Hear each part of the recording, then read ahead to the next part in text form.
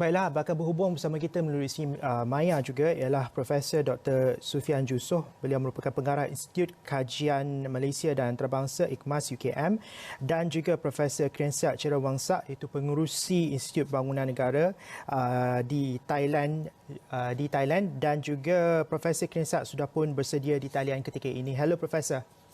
Hello. Hello Professor, it's good to talk to you again, Professor. Yes, thank you. Professor, as we are waiting for the declaration, the Apec declaration, I would like to we somehow rather kind of understand and can somehow anticipate the kind of decision that we made and the kind of collaboration that will be strengthened after this meeting. So moving forward, what will be the opportunities for regional economic growth and regional economic collaboration for APEC, and especially when we talk about the RCEP, which was signed a couple of days ago, how would the APEC economies can strengthen their economic collaboration and to bring us together for the road of recovery? Well, let me say at the outset, if we want to see APEC moving together strongly, we need to stop being paper tiger. That means we have to have tooth to our tiger. It has been a toothless tiger for a long time. It's a lot of talk shop, and nothing is being implemented that much over the years. Despite the potential, I see the potential. I'm hopeful that the 21 countries coming together in APEC that comprises of 40% of world population and 60% of world GDP, which is a very large grouping, and half of the world trade, in fact, is the biggest multilateral possibility. But APEC yet very weak. It can be compared to RCEP, and RCEP is smaller. RCEP only have 15 countries with 30% of population in the world, including it, and 30% of GDP of the world. And TPP, which is even less, 12 countries, only about 11.4% of population and 36% of GDP of the world. And the version of CPTPP without US become 11 countries with 7% of world population and only 14% of world GDP. That means, to me, we are not living up to the standard. All right. APEC can perform better because it's the biggest multilateral organization among the four I mentioned. Therefore, if we want to get moving for the future, one, we have to stop being paper tiger. We have to really work. Number two, we have to change our mentality that is currently in the world of non-globalization, non-globalism. We have turned to a lot of economic nationalism, a lot of protectionism, a lot of state capitalism, and therefore every country must do some soul searching and say, are we serious about our declaration? Do you really want economic growth? Do you really want to enhance the region? You want to enhance the world? If you want to move forward together, work together in a real way, that means our mentality has to change. Two, the supply chain has been broken due to COVID. Now we have to patch back somehow. At least some sub-segments of regionalism have to be there in APEC. My feeling is that we have opportunity if we learn how to connect together. Our connectivity logistically is there in APEC, in trade, investment. We need to allow labor mobility. After COVID can be dealt with properly and safeguarding the issue of the spread of COVID, we need to work hard in connectivity. We need to work hard in synchronizing our policy together so that our policies, fiscal monetary policies and our exchange rate policies in APEC has to be synchronized. We also need to have common regulation and common standards among APEC countries so that we don't waste our time. My suggestion is really clear. One, we have to work together. Two, we need to recognize that the key players in APEC are U.S. and China, the two leaders in the world. Today, they don't get along. Let's say clearly, the U.S. have deserted APEC. Donald Trump paid lip service to it while his time as presidency. He sent his lieutenant to come to meetings that show the gesture of lack of interest. Chile, in the time when we're supposed to have APEC, was suffering both problems politically and so on. Therefore, it was canceled, the meeting. So APEC, the host, become unwilling to move on during the Chile time, the country of Chile. Professor. Only China seems to be showing the gesture of wanting to do something, and this time the China positive gestures was clear by suggesting that China wants to lower the tariff of import of high quality products, wanted to have free market among innovative products, and China wants to pursue not only internal policy of economic expansion, but international connection as well. Therefore, China seems to be willing in the APEC. But now we have to move U.S. Now there's a chance because Biden is coming in January the 20th. Yeah. We have to persuade Biden to come back to the table and work with APEC and make APEC workable. Let me mention to you the opportunity here. The U.S. and China are in APEC. It's the only forum, in a significant forum, that the two of them are in the same place. This is the chance because in RCEP, only China there. In TPP, U.S. have withdrawn. Therefore, there is nothing left for China and U.S. to work together in the economic big multilateralism. Professor, this is only one, APEC. Yeah, Professor. I'm suggesting that we must persuade the two countries, the two big superpowers, to work together in APEC. Yes, Professor. There are two questions that we want to ask now. Number one is how would we envision the regionalization or regionalization post-COVID 2020? How would the regionalization economic pact look like after COVID? Number one. Number two, as we're speaking now, President Trump is attending a virtual meeting with all the economic leaders. And what does this mean? This is the first time ever in his presidency that he is attending APEC meeting. So what does this tell us, Professor? Let me tell you that regionalism has to be done properly by doing what we can with our neighbors that substantially can handle COVID well. And post-COVID, things will change. Therefore, we need to strengthen regionalism without being exclusive and being an open regionalism so that it will continue to enhance the global connection. I would say, yes, why not? We need to create connectivity. Our regional supply chain has to come in so that we can work alongside the global supply chain that was broken. So I'm hopeful that APEC can become a real tiger with some tooth that can really bite. And I'm hoping.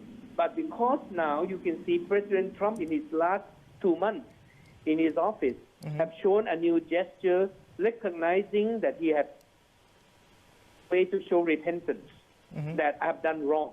I have deserted APEC. And he has done this service to the world and APEC and done this service to himself and the country of the United States. So I'm hopeful that with President Trump joining in this time, it will be a new signal. At least the new President Biden come in, President-elect Biden when come in and as the real president in his time in January, I believe that he will work harder on APEC than President Trump. Thankful that President Trump have done some gesture of positiveness to APEC now by joining the meeting himself out of the pressure maybe because China have shown strong gesture, not wanting China to dominate APEC. U.S. have come in through Trump. But I hope that we need to bring the two in so that they talk together, collaborate together, lead APEC No matter what we say, there are 21 countries there, but the two countries are leadership in Apec. They are equal with all the rest, but they're more than equal. Therefore, we must work with them and create that atmosphere where the two key players are in there. And my another point of suggestion would be it must be a win-win situation for them and for all. Anything that we do has to be win-win for U.S. and win-win for China, win-win for U.S., China, and the rest of 19 countries, win-win for the rich Apec and the poor Apec. Because Apec have this disagreement on some issues, and countries are so different, and therefore it's hard to agree. Yet we need to learn to trade off. We need to learn to find the net gain. We need to learn to give and take. And if countries are willing to do that and not just provide some lip service, we will see a way forward, I believe. Okay, Professor, we are expecting a new declaration which will be announced by the leaders, the Apec economic leaders, after the meeting tonight, and we are expecting a press conference by Malaysian Prime Minister Tan Sri Muhyiddin Yassin at about 10:15 to 10:30 p.m. tonight, Malaysia time. But meanwhile, the chairman of Apec this year, the Prime Minister of Malaysia, he said the rule-based multilateral trading system must be upheld. When he says the rule-based multilateral trading system, weren't there any rule-based multilateral trading system before, or the kind of multilateralism trading system that we have now should be enhanced? Maybe you can enlighten us a bit on that. Yes, certainly. The whole world has been talking about this rule-based multilateralism, for example, in World Trade Organization for years. We all agree rule-based is better than discretion. And we believe in multilateralism. That's the only way to solve global challenges. But what happens in reality is always dispute. Dispute when you are feeling like you're worse off due to some issue and some policy. I think the world has to learn how to be willing to trade off. When sometimes you win, sometimes you have to give in something to take something, so that the net gain in the entire world will be there and the net gain for you will be there. So I believe that the rule-based is the best way, so that it's predictable. Rule-based multilateralism is the way ahead. I concur with this issue, and I like to congratulate Prime Minister of Malaysia for saying that. That means what we say in theory is not being practiced fully. Hence, let's reiterate that in practice and in theory, and say, yes, we want multilateralism. Yes, we want rule-based, not discretion. And we don't want it to hammer out by some devious way of how to get away from the agreement by trying to win some benefit at the short term at the expense of the long term, or benefit ourselves at the expense of others. We must have a collaborative spirit in the world. I do believe that if the announcement is for real, let's take heed to the chairman of the Apec this year, and let's do that.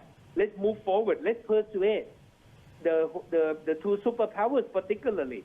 Let me tell you, the world is moving towards decoupling. No matter what we say, no matter how much we deny it, it is very clear that decoupling is coming stronger and stronger. If you don't hold it back, it will be totally polarized between the world. And we need to bring it together. And the best way, I think, APEC is a good forum for U.S. and China to put their act together and get to talk and get to act together in collaboration, both sides. It takes two to make a clap. You have to clap with two hands, not one hand. That means U.S. have to work with China and China have to work with U.S. Must be give and take. The attitude must be there, and let's work together, and let the rest of the world, another 19 countries, but in particular in APEC, has to come together in unity and persuade U.S. and China to work together for the sake of them and the rest of the world, and APEC as well.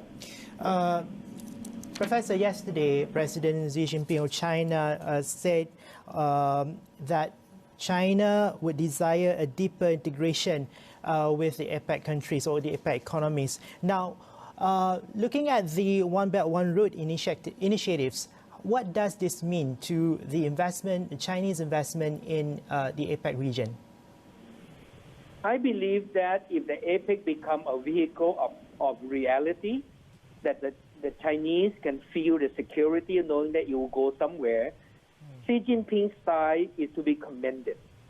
He says something sensible. He wants to integrate with APEC. That means he wants to, but he's not yet. Therefore, let's allow him to integrate. And he's a big superpower. China is second in the world today and will be number one real soon. If China say they want to integrate with APEC, they mean it. Let's do it. Let's allow them to do it. Because they want to do that, now they create an alternative parallel vehicle called One Belt One Road, Belt and Road Initiative, which they create themselves in case nothing else works. I'm sure it must come out in some way of frustration. The regionalism in the world and multilateralism is not working. So China find a way for themselves to work with the rest of the world that will be willing to work with them to Belt and Road Initiative, to be commended. At the same time, U.S. was trying to do it the same way with TPP until Trump pulled out. So that means U.S. going with TPP before Trump time, Barack Obama's time, while Xi Jinping is going with One Belt One Road Initiative, Belt and Road Initiative. So the two are not going to come and cut across and converge. APEC could be a way to converge, and maybe we should collapse the TPP together with One Belt One Road, Belt and Road Initiative, and combine them somehow, synthesize them somehow, become APEC Plus, and make APEC a reality that has been in the doldrum for a long time. I'm all for the two superpowers and the rest of the world to get together. Let's make APEC even bigger. We can call APEC Plus. APEC can be the prime mover and move it. After all, we are ASEAN. ASEAN is part of APEC.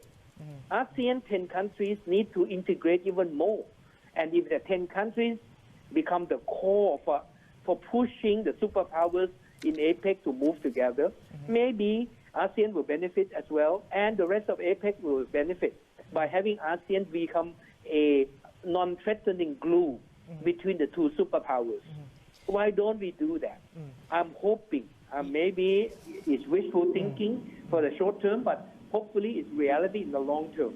Why can't we create a new regionalism, a new kind of multilateralism that combine both the two superpowers and the strings of the two superpowers and connect the decoupling? And let's call it decoupling. That means we get rid of the decoupling altogether, so that we do no longer have the decoupling. Put them together in APEC Plus. Maybe we should strengthen APEC, enhance it, and collapse the TPP together with the Belt and Road Initiative together into APEC Plus. Call it something else. You can call a new name if you want. But the world needs it badly. Well, you're envisioning I would say two mega global economic cooperation, right? And now, what does this mean to the people? Now, we're in APEC 2020, we're talking about what we call shared prosperity and how it is in the end translate to the prosperity of the people in the economies. With COVID-19, the economic went down very bad, and we haven't seen any, it is very difficult to see any significant economic improvement down the line. So how would you envision in this aspect the kind of greater collaboration of APEC and maybe the APEC Plus that you've envisioned just now can help the people to recover from COVID-19? Let me tell you, COVID can be a threat and can be an opportunity. I just chaired an international conference on nation building on the 18th and 19th of November. 50 countries joined this online and offline on site in Bangkok. We have a few thousand people joining it, and we have sent forth a message. For example, we can see COVID as an opportunity, not just a threat. Because of the common enemy in COVID, maybe we can become friends to work against this one common enemy. Maybe it's a chance for the world to come together, especially the U.S. and China. Instead of looking at one another, accusing one another, work together to fight COVID and allow COVID to glue us together, allow COVID to make us think in a new normal. That means the world cannot go back to a polarized world prior to COVID. Let's move towards working together in peace and harmony. No prosperity in the world can happen without peace. And if we have division and we have quarrel, we have war, we have fight, the world could never prosper. The only way is to urge all the big leaders to think humanly and to have a human heart and say, let's work for the prosperity of the world so that the little people, like the poor, the people who are underprivileged, can be taken care of. Usually when you have conflicts, the people that are worse off are not the rich and powerful. It's the poor and the downtrodden. Let's make sure that the poor are taken care of in the world. We have a lot of poor people today. With COVID, we have more unemployment than ever before.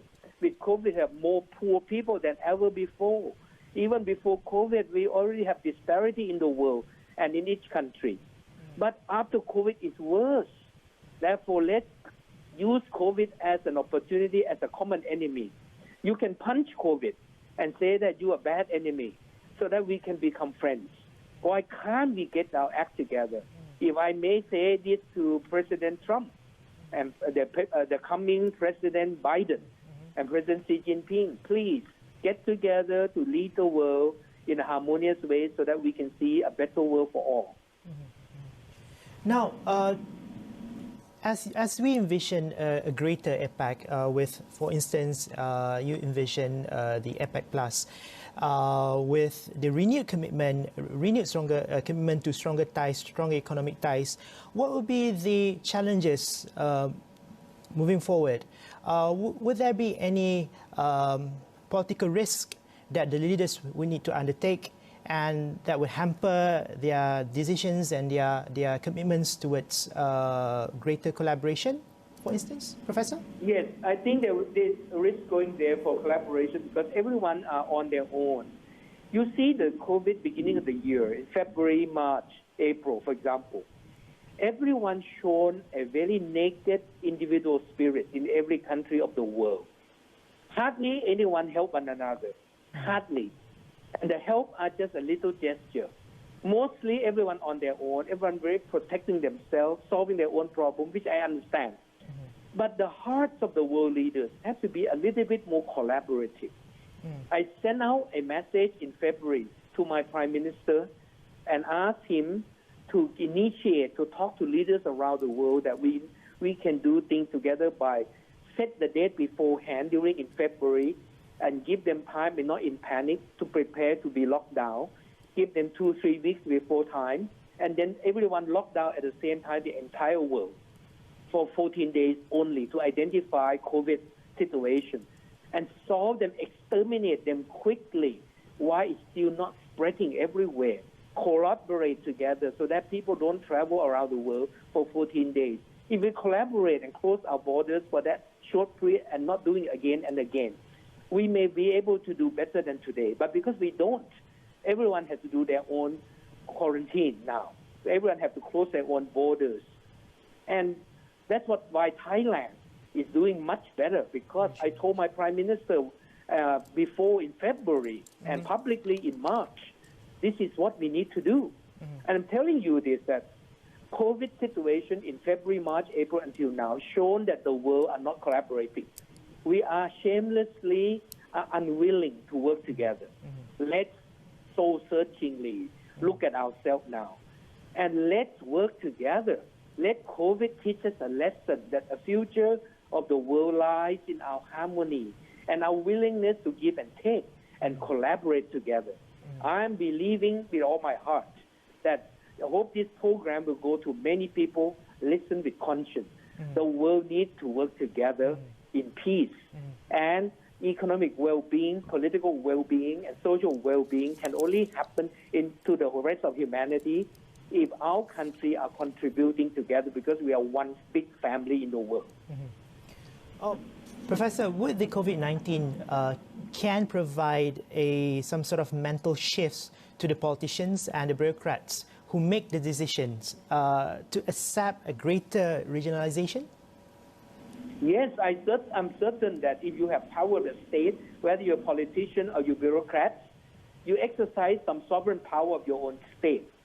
And you realize if we don't learn how to be humble and self-evaluate, have we done that well? In the light of power we have we really protected the people well?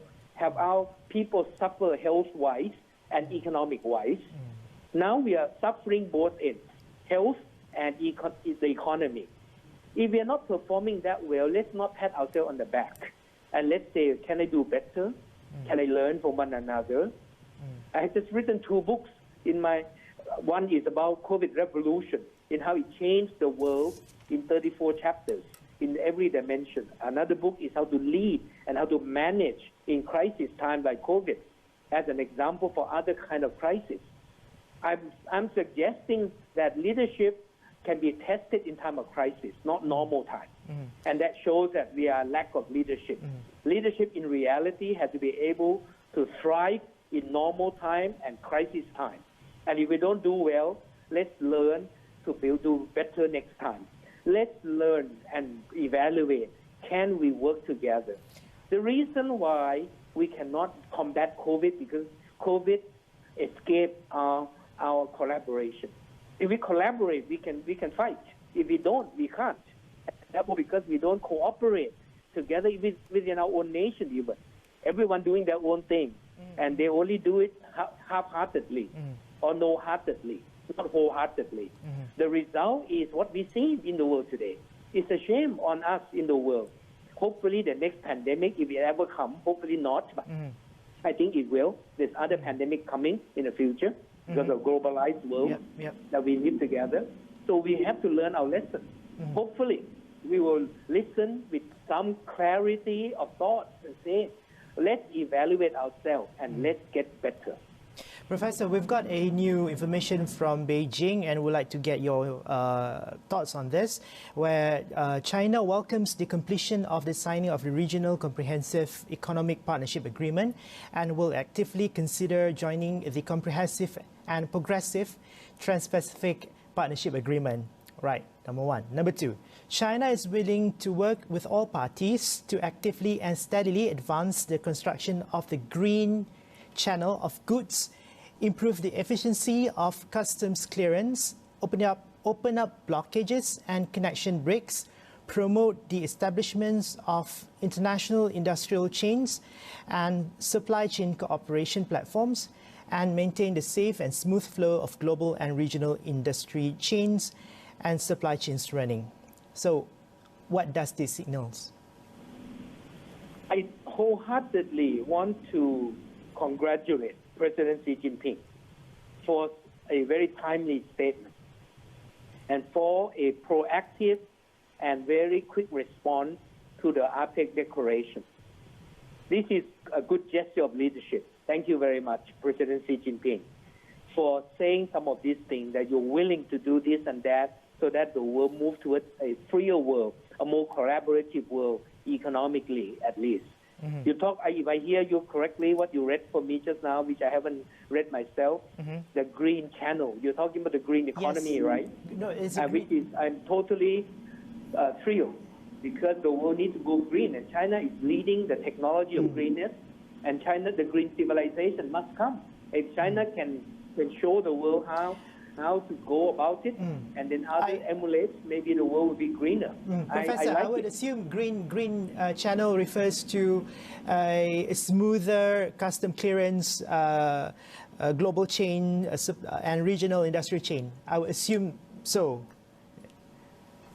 You mean the green channel means the international trade? About not the traffic light.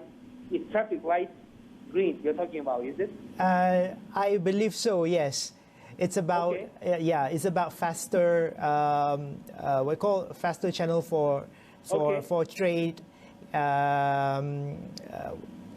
promoting establishment of international industry chains, so on and so forth. Okay, if you read this and I interpret you correctly, Yeah. yes, anything faster, efficient, fast speed, cross-border relationship is only effective and efficient. That's great. Let's do it. Let's deter no deterrence in moving things forward quicker.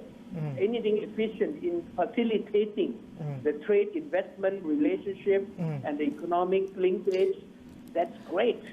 Let's do it. Yeah. And do it in the scope bigger and bigger, so that Apec Plus that I'm envisioning, Yeah. and I use my own term, Apec Plus, can come about, and hopefully it will come about in due time. And also about China's to consider joining the comprehensive and the Trans-Pacific Partnership Agreement in a very comprehensive and progressive manner. Well, I am very happy. CPTPP Yeah. is something which is the original TPP, Trans-Pacific Partnership, Yeah. with US there. Now without US, now Japanese are leading CPTPP. Yeah. And if China want to join in, so every single one of them, that's fine. Because China is in RCEP, China is in Apec, China want to be in CPTPP, which China was excluded before. Yep. China Because was the on US there. was Yeah. there. And therefore, to be welcome. It's the right path. And if So- China joins, it may pressurize the US to join into the CPTPP and renew its commitment to TPP. And hopefully, I'm hoping that TPP will collapse together with Belt and Road Initiative in a naive and idealistic way. I hope collapse together into Apec Plus and call it a new name if you like. Yeah. So currently, the Comprehensive and Progressive Agreement of Trans-Pacific Partnership, or CPTPP, is participated by Australia, Canada, Japan, Mexico, New Zealand, and Singapore. So would you think this will entice, let's say, economies like Thailand and Malaysia to join in, and would also entice the future President Joe Biden to actually reconsider the US, the American decision to withdraw from the TPP and to join the CTPPP? I don't know my Prime Minister what he thinks, or what the upcoming new Prime Minister, if there's another one coming. But for me personally, I would like Thailand to join CPTPP because it's good. And the rest of us should join, Malaysia should join. It's good. We give some and we will take some. Net gain for the country will be there and the world will be there. I'm an economist by training, and I think that my motto says that we all gain rather than we all lose. Therefore, let's join. And I think if by Thailand, Malaysia, China join CPTPP, that will propel US to join. Let's do so. So that we all should join and then collapse them all into one. So that we don't have to keep negotiating and waste our time on so many multilateralism that is duplicating in some way, overlapping in some way. Well, I don't really. It is very difficult. It's still quite difficult to understand what will be the economic model that President Joe Biden will bring to the table after he swears in as a president. But learning from former leaders, former Democrat leaders, for instance, President Barack Obama, who promoted greater multilateralism, would this is something that we can anticipate as for now? Reading the Democrat line of policy, they will lean towards more liberal world than the way that Trump has been. No matter who, be it Bill Clinton, be it Barack Obama, be it Biden, they all come from this similar camp in a way. But another factor you need to consider, I think it will be a better than Trump deal. But basically in terms of working with the rest of the world in a more freer world in terms of trade, investment, linking the world together in economic collaboration, I think it will be better. There's a chance that Biden may join in TPP. There's a chance. But there's a portion there too, which I think we need to look at, and hopefully people around Biden would help him to understand that you don't need to have tension with the second superpower rising. I think in the history of the world, when the first superpower is declining slowly and the second superpower are coming up very slowly too, when there is a challenging atmosphere, often the threatening atmosphere is there and make you unwilling to work together. I hope we don't have to repeat the same mistake in history of the world. The history shows that there always be a fear between the first and the second superpower when the size and the strength are similar, almost similar. This is not quite similar, but almost similar. The muscles is being gathering with the Chinese side, and the U.S. are fearful, I can feel. Therefore, let's talk in a more harmonious way. Can we coexist in peace instead of having to contain one another without having to work together? I think we should work together. Professor, I have to stop you for a while. We're going to join the Prime Minister, the Chairman of Apec, in a press conference now. Masih lagi berhubung bersama kita ialah Professor Krensat Chirawangsa. Professor, are you still on the line? Yes, I'm right here waiting. Professor, let me recap. Among the main points of the Apec Putrajaya vision and the Apec economic leaders, the Kuala Lumpur Declaration 2020 has 6 main points down here. The first point is combating and mitigating the impacts of COVID-19. Number 2, Apec Putrajaya Vision 2040. Number 3, improving the narrative of trade and investments. Number 4, inclusive economic participation through digital economy and technology. Number 5, driving innovative and inclusive sustainability. And 6, strengthening stakeholders' engagement. Well, understanding and knowing that there are new goals and new declaration being achieved just now in the meeting tonight, but I would like to recall the thing or the one of the most challenging issues in Apec, which is Apec, as you said, being toothless. Now, moving forward for year 2021 and in achieving the Putrajaya Goal 2040, how would Apec play its role moving forward, and in this sense maybe having more teeth to the 21 Economy Pact? I want to commend the effort to try to craft out a beautiful vision of wanting Apec to succeed in the next 20 years. Thank you very much for a beautiful vision being crafted out.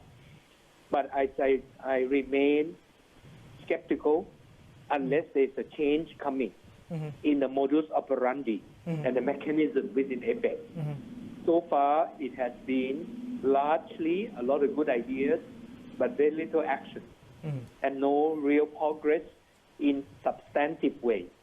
I hope these coming years we will see some substantial effort in allowing it to happen. And we must be realistic. How a multilateral organization of this size need to work together with much concerted effort to succeed.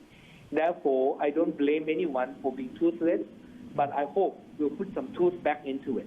And hopefully, after this year, until the long future of 2021, New Zealand as a host, and the rest are coming, 2021, 22, 23, and keep going to 2040.